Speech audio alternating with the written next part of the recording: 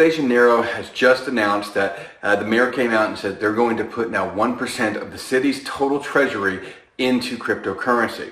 Now, this is a really big deal because 1% is not solely significant. It's not going to change the metric on Bitcoin as far as what the valuation of Bitcoin is. That 1% is just probably too small of an amount to matter.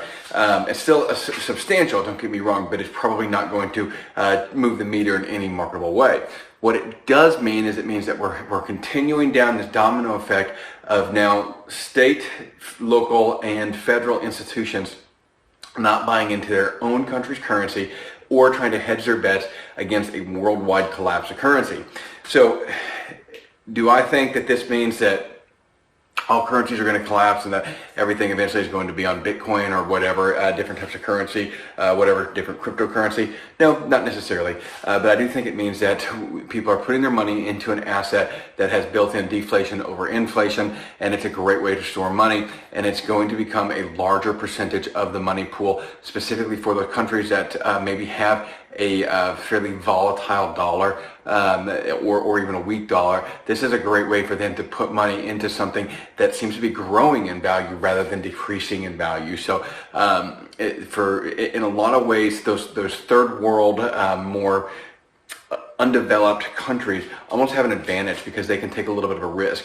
In order for us to do something like that, right, our Fed will never do that because they're never, one, going to want to release the purse strings and the power they hold over their people because the almighty dollar allows them to do that.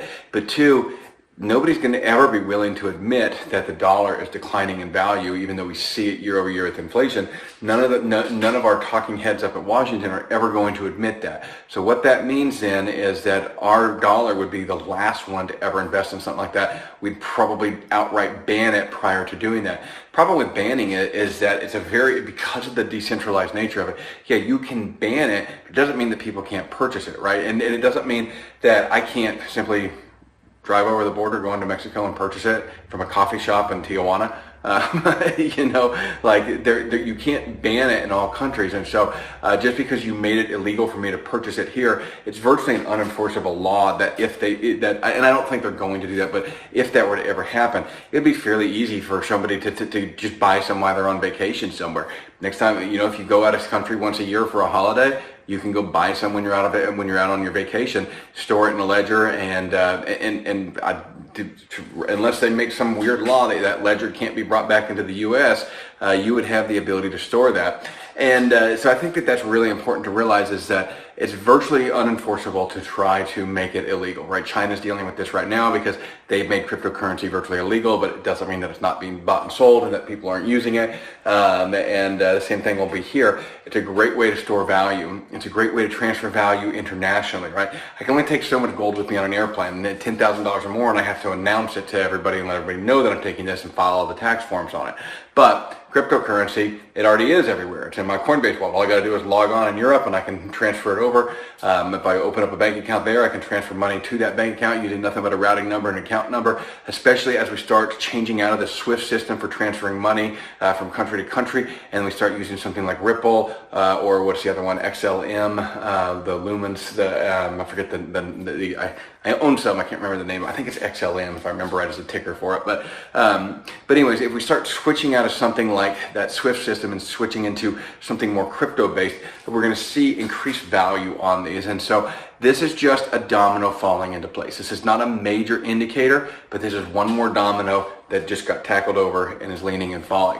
And I think as we see more and more pick up, the speed of those dominoes is just going to increase. Things are going to continue to get worse for fiat currencies that are not backed. Now, this is where China's being very smart, right? China's trying to back their currency with gold, with precious metals. That's very smart to do right now. I wish we would be doing the same thing. It'd be a lot better for us all in the long run, even though it may hurt a little bit initially. Making our dollar actually backed by something will bring value, and it removes it from the status of a fiat currency and turns it actually into a currency. A fiat currency is a currency that has no value other than because the government says that it does. This would turn a gold-backed currency is an actual currency, right? It's actually backed by something, and our currency has not been backed by something since we finally killed us on the gold standard when Nixon did it. If I remember right, it started under FDR, but the final nail in the coffin was under Nixon. It doesn't really matter because we're not going to do that. I know there's a lot of us out there that dream about a day when the United States says, okay, we'll put us back on a precious metal standard.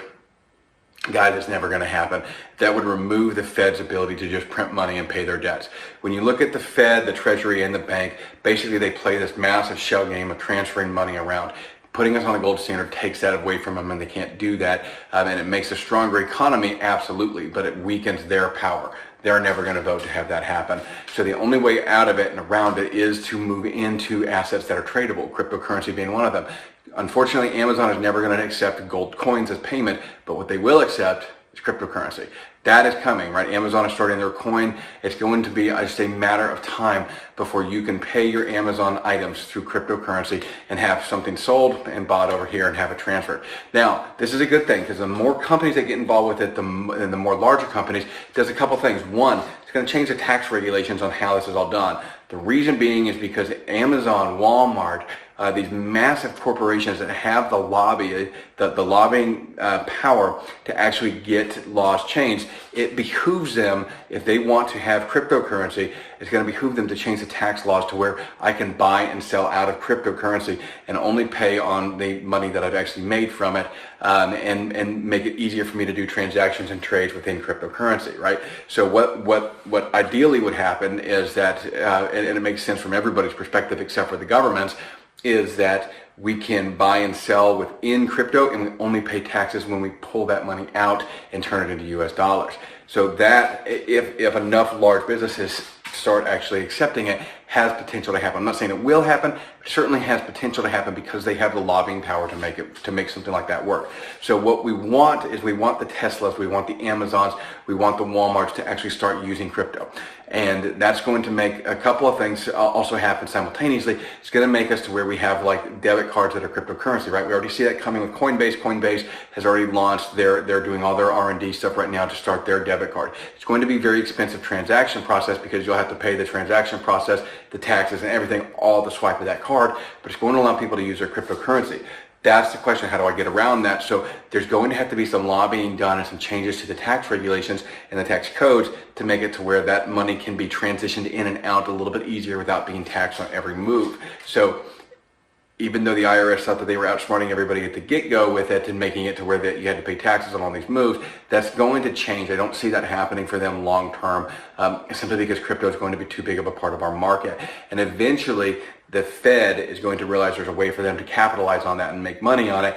And I think that that's more likely to happen. I think that they're going to say, okay, if 60-70% of our people are still using the fiat currency, still means our economy has to run on the fiat currency. Let's just make our taxes on the crypto and allow the crypto. That makes the most sense. That works for everybody and helps them retain their power, which at the end of the day is what they want. They want to retain their power.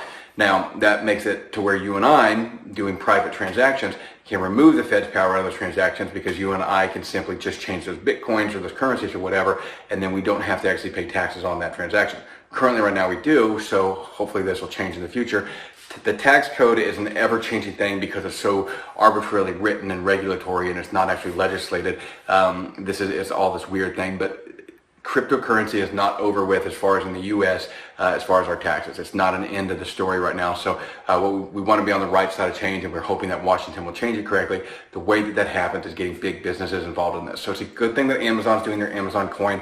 I don't think I'm going to buy any of the Bezos coin, but I'm glad that they're doing it and offering something like that, because then if I can sell Bitcoin and move into Amazon coin to buy something on Amazon, that's great, and they're never going to allow me to send in a gold coin and pay for the item as well. So guys, again, it's not the end all be all. It's one more domino that's falling. So it's just a sign of people and I guess governments losing faith in these fiat currencies. It's happening more and more. We're seeing it across the world, and nobody really knows what the final outcome is going to look like, but I believe it's going to be ever changing over the next 10 years or so.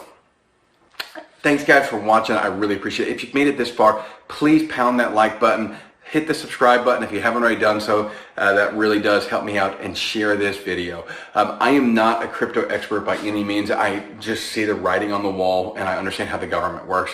I worked in the government. I understand how they all work up there. I understand what the policies are, and how those assholes think. So that's more what I'm looking at it from. If you want somebody that knows the technical side of cryptocurrencies, you need to watch other channels. There's lots of great channels out there for that. I don't know it.